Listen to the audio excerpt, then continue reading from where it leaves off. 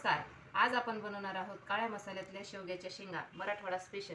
त्यासाठी लागणारे साहित्य मी ह्या शेवग्याच्या शेंगा सोलून घेतलेले आहेत.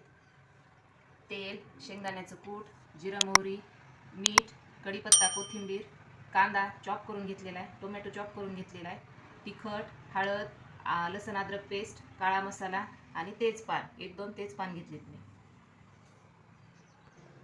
ह्या शेंगा मी अशा पद्धतीने सोलून घेतलेल्या आहेत. आता ह्या आपल्याला एक शिट्टी होण्याच्या अगोदर वाफाळून कुकरमधून घ्यायच्या आहेत.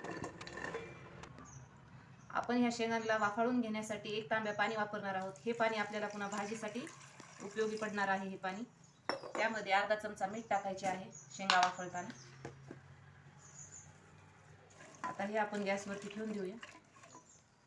अशा मी शेंगा वाफाळून घेतलेल्या आहेत आणि हे पाणी मी शेंगा वाफाळलेलं मी एका डब्यामध्ये काढून घेतलेलं आहे. आता हे भाजीला आपल्याला वापरायचं आहे पाणी. कढईमध्ये आता आपण मसाला तयार करून घेऊया. त्यामध्ये आपण कांदा सोडणार आहोत. आता तेजपान टाकून घेऊया. आता आपल्याला हा कांदा गुलाबी झाल्याच्या नंतर टोमॅटो ॲड करायचा आहे ह्या फोडणीमध्ये.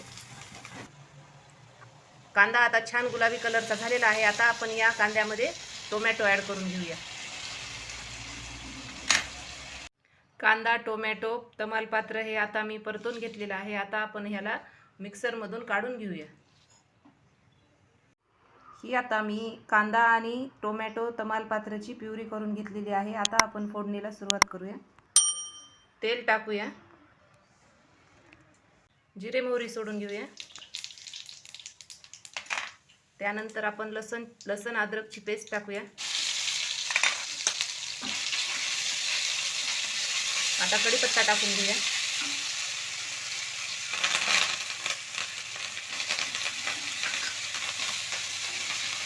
ही प्युरी ॲड करून घेऊया.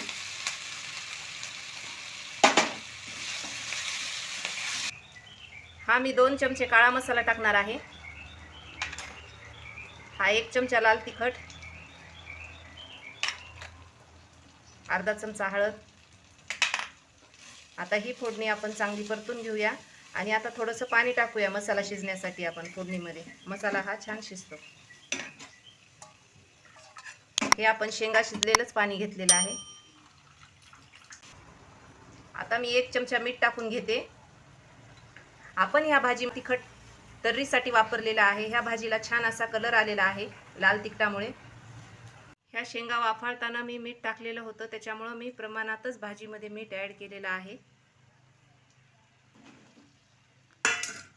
आता ह्या शेंगा आपण परतून घेऊया.